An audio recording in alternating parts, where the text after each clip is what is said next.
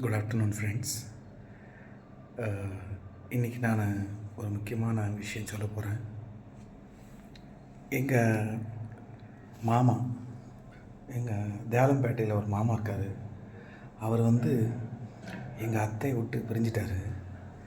பிரிஞ்சிட்டு தனியாக இன்னொரு கல்யாணம் பண்ணிக்கிட்டு ஒரு டீ கடை வச்சுக்கிட்டு அவர் வாழ்ந்துக்கிட்டு இருக்காரு. இன்னொரு குட்டி போட்டு வாழ்ந்துக்கிட்டு இருக்காரு.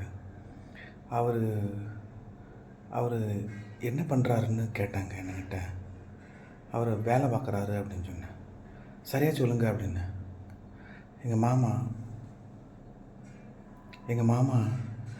வேலை பார்க்குறாரு. எங்கள் மாமா வேலை பார்க்குறாரு. இந்த விஷயத்தை நான் மாமா வேலை பார்க்குறாரு அப்படின்னு சொல்லிட்டேன். அது பெரிய தெய்வ குத்தமாயிட்டுங்க. மாமா வேலை பார்க்குறாரு, இது ரெண்டும் சேர்த்து மாமா வேலை பார்க்குறாரு அப்படின்னு சொல்லக்கூடாது. ஓகேவா? சரிங்க. Thank you student friends.